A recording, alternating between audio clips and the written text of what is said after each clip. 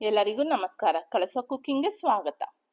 ಈ ದಿನ ನಾವು ಯಾವುದೇ ತರಕಾರಿ ಅಥವಾ ಏನು ಕಾಳು ಇಲ್ದಿರ ಸಿಂಪಲ್ ಆಗಿ ಮೊಸರು ಇದ್ರೆ ಸಾಕು, ಒಂದು ಒಳ್ಳೆ ಮೊಸರಿಗೆ ಒಗ್ಗರಣೆ ಹಾಕೊಂಡು ಒಂದು ಗ್ರೇವಿ ತರ ಮಾಡ್ಕೋಬಹುದು.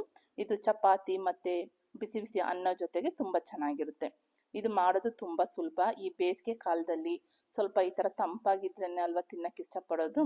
ಬನ್ನಿ ಇದು ಮಾಡೋದು ಹೇಗೆ ಅಂತ ನೋಡೋಣ. ಫಸ್ಟ್ ಒಂದು ಮಿಕ್ಸಿ ಜಾರ್ ಅಥವಾ ಒರಳಿಗೆ 2 ದೊಡ್ಡದಾಗಿರೋ ಬೆಳ್ಳುಳ್ಳಿ, ಖಾರಕ್ಕೆ ಬೇಕಾಗಿರೋಷ್ಟು ರೆಡ್ ಚಿಲ್ಲಿ ಪೌಡರ್, ರುಚಿಗೆ ಬೇಕಾಗಿರೋದು ಸ್ವಲ್ಪ ಉಪ್ಪನ್ನ ಹಾಕಿ ಚೆನ್ನಾಗಿ ಈ ತರ ಸ್ಮ್ಯಾಶ್ ಮಾಡ್ಕೊಳ್ಳಿ.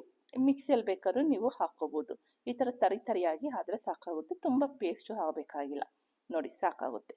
ಈಗ ನಾವು ಒಲೆ ಮೇಲೆ ಒಂದು ಬಾಣಲಿ ಇಟ್ಟು ಸ್ವಲ್ಪ ಎಣ್ಣೆ, ಸಾಸಿವೆ, ಜೀರಿಗೆ, ಉದ್ದುದ್ದು ಕಟ್ ಮಾಡ್ಕೊಂಡಿರುವುದು ಸ್ವಲ್ಪ ದೊಡ್ಡದಾಗಿ ಕಟ್ ಮಾಡಿರುವಂತ ಈರುಳ್ಳಿ, ಮತ್ತೆ ಬೇಯಕ್ಕೋಸ್ಕರ ಉಪ್ಪು ಮತ್ತೆ ಅರಿಶಿನ ಪುಡಿ. ನಾವು ಇಲ್ಲಿ ಆಲ್ರೆಡಿ ಬೆಳ್ಳುಳ್ಳಿ ಖಾರಕ್ಕೆ ಉಪ್ಪು ಹಾಕಿದ್ವಿ, ಹಂಗಾಗಿ ಇಲ್ಲಿ ನೋಡ್ಕೊಂಡು ಉಪ್ಪು ಹಾಕಿ, ಮತ್ತೆ ಸ್ವಲ್ಪ ಕರಿಬೇವು. ಇದು ಸ್ವಲ್ಪ ಬಾಡಿದ್ರೆ ಸಾಕಾಗುತ್ತೆ, ತುಂಬಾ ಕೆಂಪಗಾಗಬೇಕಾಗಿಲ್ಲ.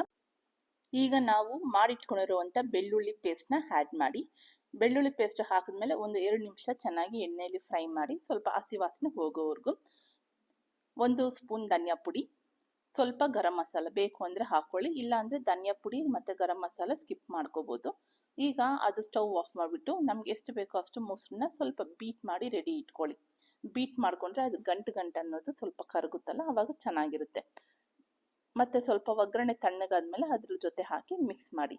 ಈ ತರ ಮಿಕ್ಸ್ ಮಾಡಿದ್ರೆ ನಮ್ಗೆ ರುಚಿಯಾದಂತ ಮೊಸರಿನ ಒಗ್ಗರಣೆ ರೆಡಿ ಆಗುತ್ತೆ. ಇದು ಅನ್ನ ಮತ್ತೆ ಚಪಾತಿ ಜೊತೆಗೂ ಚೆನ್ನಾಗಿರುತ್ತೆ.